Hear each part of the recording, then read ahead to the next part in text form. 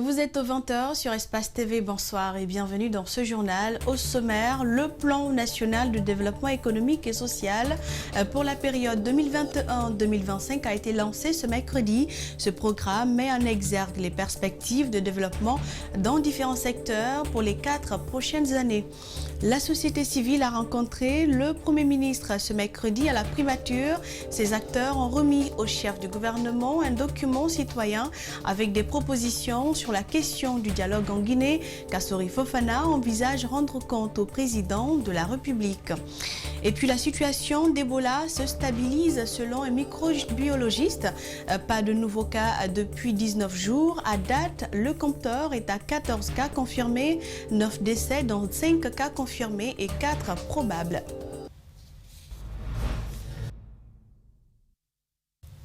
Le processus d'élaboration du plan national de développement économique et social de deuxième génération pour la période 2021-2025, PNDES2, a été lancé ce mercredi. Il sera question dans un premier temps l'évaluation du programme précédent. Le gouvernement guinéen et ses partenaires vont échanger sur toutes les thématiques émergentes de développement à la faveur de cet atelier. Le compte-rendu de Mohamed Valek Touré, Alseni Camara.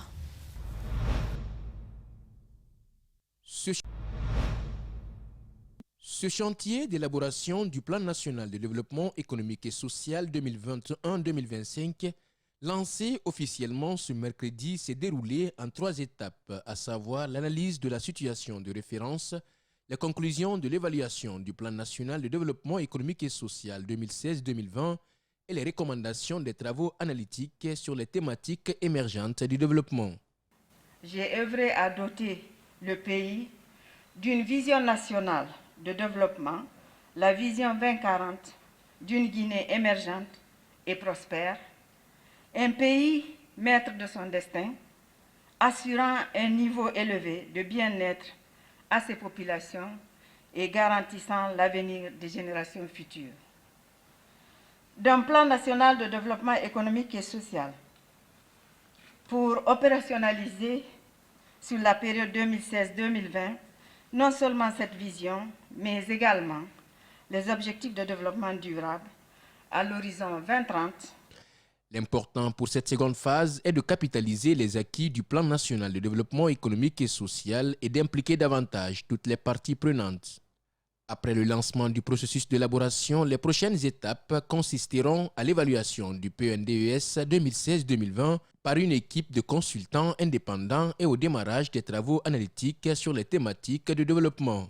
Cette cérémonie marque une nouvelle étape dans la consolidation des acquis de la Guinée en matière de planification, de programmation, de budgétisation et de suivi-évaluation, dans un contexte de crise marqué, Madame la ministre l'a dit, par la pandémie. Sous réserve des contingences du terrain et des contraintes du contexte de Covid-19, les équipes techniques mobilisées, appuyées par les experts, espèrent produire d'ici au 31 août 2021 l'avant-projet PNDES 2. Je salue chaleureusement l'appui technique et financier au programme de développement de la Guinée, la société civile et le secteur privé à s'engager ensemble à travers le cadre institutionnel mis en place pour le processus et à ne ménager aucun effort pour que, ensemble, nous puissions gagner le pari de l'émergence de la Guinée à l'horizon 2040. La ministre du Plan et du Développement a, à travers cette présentation, félicité certains partenaires pour avoir manifesté leur disponibilité à accompagner les efforts des autorités à travers des appuis techniques au renforcement des capacités de la task force et dans le financement des études thématiques. La synergie des acteurs de la société civile guinéenne a été reçue ce matin par le Premier ministre à la primature. Elle était venue remettre à Ibrahim Kassori Fofana un document citoyen portant sur le constat et des propositions sur la problématique du dialogue inclusif en Guinée. Le chef du gouvernement a apprécié la démarche de la coalition et a promis de rendre compte au président de la République. C'est un compte-rendu d'André Mossi Milimono et Aboubakar Din Kamara. C'est un document de 16 pages entièrement conçu par la synergie des acteurs de la société civile guinéenne. À travers ce cahier présenté au Premier ministre, ces acteurs entendent instaurer un climat de dialogue, de paix et de quiétude sociale en Guinée. Tous les aspects de la vie sociopolitique guinéenne ont été pris en compte dans ce cahier citoyen. Ce cahier touche tous les aspects, la question de nos compatriotes détenus, la question de la fermeture des frontières, la question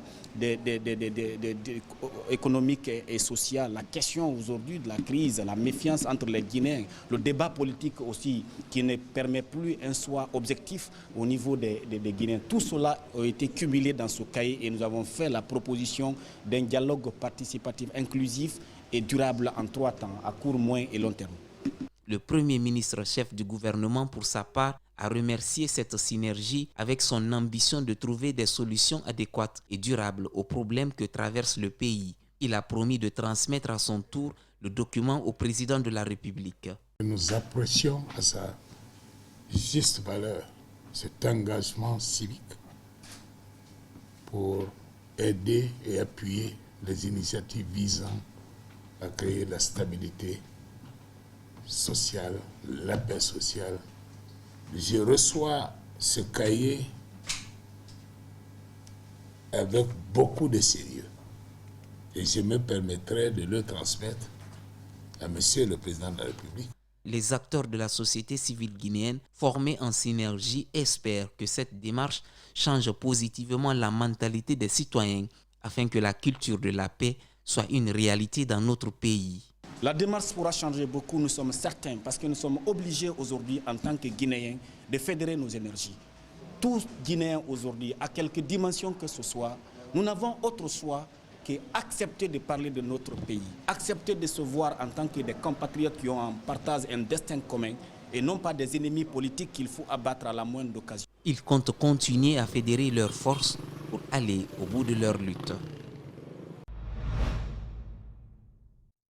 Nombreuses sont les femmes qui évoluent dans l'entrepreneuriat, mais rares sont celles qui connaissent les normes pour l'accès aux marchés internationaux, d'où cette rencontre de partage d'expériences pour leur permettre de maîtriser des notions telles que le contrôle de qualité des produits à l'exportation, la certification, la normalisation et la commercialisation des produits made in Guinée. L'objectif de cet atelier aujourd'hui, c'est de renforcer les capacités professionnelles des femmes. Il faut que nous, les femmes, nous apprenions déjà à respecter les qualités et les normes pour que nous vendons vraiment les meilleurs produits à la population guinéenne et en même temps à l'international. Cette initiative d'African Women Entrepreneurship Guinée est appuyée par l'ambassade des États-Unis en Guinée qui célèbre le leadership et le courage des femmes en ce mois de mars. Malgré les défis spécifiques auxquels les femmes sont confrontées, il est remarquable qu'elles continuent à jouer un rôle fondamental dans le développement socio-économique et politique tout pays, et particulièrement en Guinée. Et nous réaffirmons notre engagement à promouvoir les légalités et des chances pour les femmes partout dans le monde. La ministre des Droits et l'autonomisation des femmes attache un prix à l'entrepreneuriat féminin pour promouvoir, dit-elle, la chaîne de valeur dans plusieurs activités menées par les femmes. Produire les produits de qualité, c'est d'encourager la consommation interne et internationale. Et on n'aura pas vraiment à redire. Et du coup, il y aura vraiment une véritable croissance économique des différentes activités économique des femmes. Nous allons réellement intensifier ces activités de formation en faveur des femmes. La Guinée dispose de plusieurs potentialités. Elle a juste besoin d'accompagnement et de soutien pour réussir. Et vous l'aurez compris, on parlait de normes et qualité, outils indispensables pour l'accès des produits aux marchés internationaux. Et ce thème est depuis ce matin au centre d'un atelier de formation des femmes entrepreneurs. Elles comptent aider les opératrices économiques guinéennes à qualifier leurs activités et favoriser leur entrée dans les espaces économiques professionnels. Et c'est la ministre des Droits et de l'autonomisation des femmes qui a présidé la cérémonie. Le reportage était signé Marianne Fodé Camara et Lamine Silla. Il faut peut-être en être fier ou du moins s'en féliciter. La situation d'Ebola en Guinée est stable depuis 19 jours. Il n'y a pas eu de nouveaux cas et ses propos sont celui d'un médecin microbiologiste qui évolue dans la recherche et le traitement de cette épidémie. Et pour cette résurgence d'Ebola, le compteur devrait donc s'arrêter à 14 cas confirmés, 9 décès et parmi ces décès, 5 sont confirmés et 4 sont probables. Al-Seni Bari et Abdoulaye Kamara. 5 ans après les derniers cas d'Ebola en Guinée, la maladie a ressurgi à Gwekwe, en région forestière, le 13 février 2021. Mais cette fois-ci, elle est vite circonscrite. Les équipes d'épidémiologistes sont déployées rapidement sur le terrain. Le diagnostic est fait en 72 heures, au lieu de 3 ou 4 mois, lors de la dernière vague. Les centres de traitement sont ouverts et les contacts sont recherchés et vaccinés. La situation d'Ebola dans notre pays est stable. Depuis 19 jours, il n'y a pas eu de nouveaux cas. Si mes souvenirs sont bons, on était à 14 cas confirmés, 9 décès. Et parmi les 9 décès, 4 cas probables, donc 5 décès confirmés. Pour le moment, les causes de cette résurgence ne sont pas connues. Le patient zéro aussi. À date, il n'est possible que de faire des hypothèses. Pour l'instant, les travaux de recherche sont en cours pour pouvoir élucider le mécanisme qui a abouti à cette persistance. Mais jusqu'à preuve du contraire, habituellement, on nous disait que pour qu'il y ait épidémie d'Ebola, il faut qu'il y ait un contact entre l'homme et la faune. Et là, on peut d'emblée se dire que ce contact n'a certainement pas eu lieu. Une nouvelle épidémie n'est pas à exclure, estime ce médecin microbiologiste. Et on peut s'attendre à une résurgence d'Ebola. Ça ne veut pas dire qu'on a fait une épidémie d'Ebola une fois, qu'on ne va pas en refaire. La RDC a sa 11e ou sa 12e épidémie. La Guinée n'en a eu que 2. On ne peut pas anticiper sur la résurgence. Ce qu'on peut faire, c'est de mettre en place des dispositifs qui permettent de contenir la résurgence. Cependant, il assure que la Guinée est prête à affronter n'importe quelle résurgence, eu égard à l'expérience, la qualité et la qualification de nos médecins, le nombre de centres de traitement. Autre fait de l'actualité, le comité de pilotage du projet d'assainissement de Conakry a tenu ce mercredi sa 3e réunion et ses membres se sont penchés sur les activités déjà réalisées tout en formulant des nouvelles orientations et validé de nouveau les programmes et activités du projet d'assainissement de Conakry dont le but est d'améliorer le cadre de vie des populations. Idrissa Bari et Ibrahima Sori Kamara. Le projet d'assainissement de Conakry est un financement conjoint du gouvernement guinéen et de la Banque islamique de développement. Son objectif vise à améliorer le cadre de vie des populations des communes de Ratoma et Matoto par la création des conditions nécessaires pour le drainage des eaux usées et celles pluviales, la collecte, le ramassage et le traitement des déchets solides. Le but de cette réunion du comité de pilotage est d'évaluer l'exécution des activités réalisées par l'unité de gestion du projet. Une des actions prioritaires qui fait l'objet de la cérémonie d'aujourd'hui, qui est non seulement drainer les eaux de ruissellement de notre capitale, assurer aussi le nettoyage de l'ensemble de l'espace. Depuis le démarrage du projet, plusieurs activités ont été déjà réalisées. Il s'agit entre autres de la construction des centres de collecte et de tri des déchets, l'acquisition de matériel et d'engins pour la gestion de la décharge de la minière. De quoi réjouir les responsables de l'agence d'exécution du projet d'assainissement de Conakry. Donc d'ici les 4 années de contrat, ça trouvera que grâce à tout l'équipement qu'on a aujourd'hui à travers l'UGP, nous pourrons nous prendre en charge. Donc c'est un sentiment de satisfaction pour moi. Le gouvernement guinéen, à travers le ministère de l'Hydraulique et de l'Assainissement, attache du prix à la salubrité publique. Représentant son ministre, la chef de cabinet du département invite les membres du comité à surtout se pencher sur l'élaboration d'un code de l'assainissement en République de Guinée.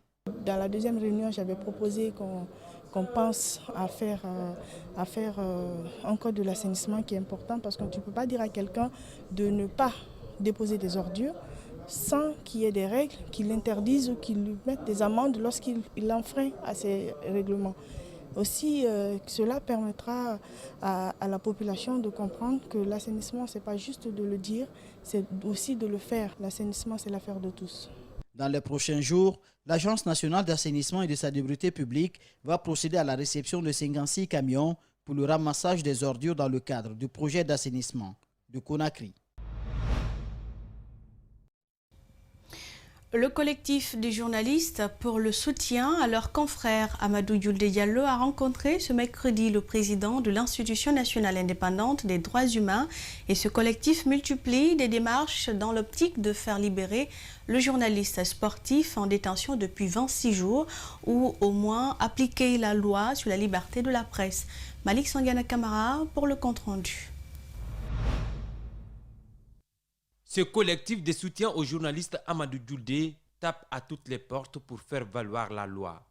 Après l'Union des radios et télévisions libres de Guinée Urtelgui, c'est au tour de l'Institution nationale indépendante des droits de l'homme, INIDH, d'être saisie par ce collectif de journalistes pour parler de sa détention. Il n'y a pas de raison qu'il continue à être en prison, donc nous pensons qu'il faut libérer Amadou Yulde Diallo en attendant de savoir quelle est la suite du procès, c'est-à-dire que en attendant un procès juste et équitable dans un délai raisonnable, qui ne pourrait pas le condamner à une peine privative de liberté, nous pensons qu'il faut le libérer. Mais cela dit, ça c'est des questions strictement juridiques et judiciaires. Maintenant, le cas d'Amadou Yulde Diallo, comme ça crée beaucoup de bruit dans la cité en raison de la position de l'intéressé, en raison de beaucoup de questions, on a l'air de politiser la question et quand on politise une question, nous on n'y entre pas. En détention depuis 26 jours, Amadou Yulde est accusé d'avoir offensé le premier magistrat de la République. À la place de la prison, ces collectifs de soutien demandent que la loi L002 soit appliquée. La loi dit que tant que la justice est saisie d'une question, l'Institution nationale indépendante des droits humains ne peut pas se saisir de la question.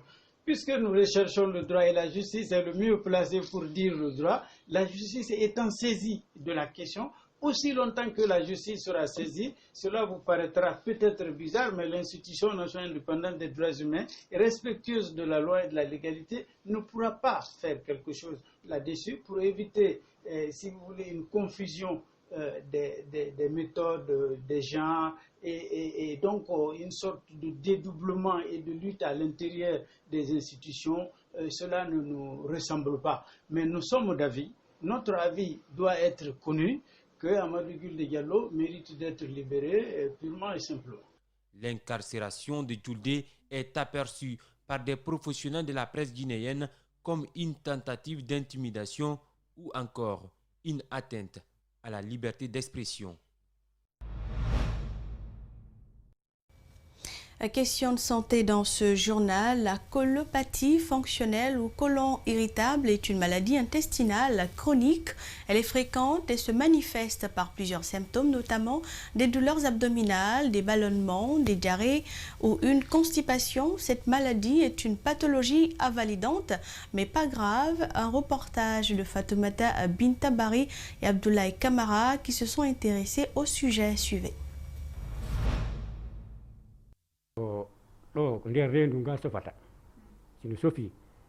C'est le ventre qui chauffe d'abord, puis ça remonte au niveau du cou, et je commence alors à faire des rots.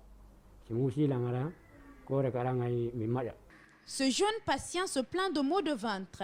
Il en souffre depuis plusieurs années. Les examens n'ont jusqu'à présent rien révélé. Ce médecin, après diagnostic, dit qu'il est colopathe. Des maux de tête, il y a des fatigues, il y a des troubles sexuels. Ce sont des manifestations extra-digestives, comme on dit, dyspareunie.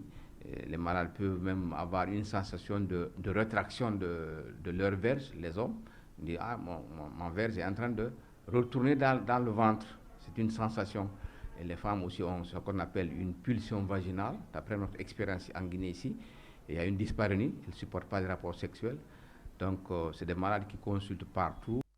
Cette maladie touche 50% de la population en Guinée, essentiellement les femmes. Les symptômes peuvent apparaître à n'importe quel âge, surtout les jeunes. Douleur abdominale, ballonnement, troubles transit. La colopathie fonctionnelle, aussi appelée syndrome de l'intestin irritable, se manifeste par plusieurs symptômes et très douloureux. Le traitement des douleurs est diététique. En fait, le colopathe, c'est quelqu'un qui est hypersensible. Son ventre, son côlon est hypersensible. C'est quelqu'un qui anticipe la douleur. Donc, il faut travailler le mental. Il faut qu'il arrête de se stresser, d'avoir peur. Et comme ça, le régime alimentaire, il va manger les aliments autorisés. Comme on en parle peu, la plupart des patients connaissent mal leurs symptômes et voient leurs chances d'être traités convenablement diminuer. Dr Djouria recommande une alimentation saine aux souffrants de la maladie. Beaucoup de fruits, mais fruits non mûris au gaz. Ce sont les gaz qui sont à la base de la douleur abdominale. Donc, il prend le dîner, il prend un petit déjeuner de roi, un déjeuner de prince, mais le dîner doit être sobre, petit. Dans les aliments aussi, il faut éviter les rajouts. Vous connaissez les rajouts, il y a tellement de rajouts, les femmes mettent ces rajouts-là. C'est très mauvais pour le gros intestin, pour le ventre. Et le mental. Et avoir une alimentation équilibrée, faire du sport, c'est l'essentiel. Cette maladie est chronique, mais évolue cependant que très rarement vers d'autres maladies. Une des premières choses à savoir sur la colopathie fonctionnelle, c'est qu'elle est fréquente et peut évoluer spontanément au cours du temps par une aggravation ou une disparition des symptômes. Et ce journal s'achève. Retrouvez Mafoudia Bangoura aux 22h pour le prochain point avec l'actualité. Merci pour votre attention et bonne soirée.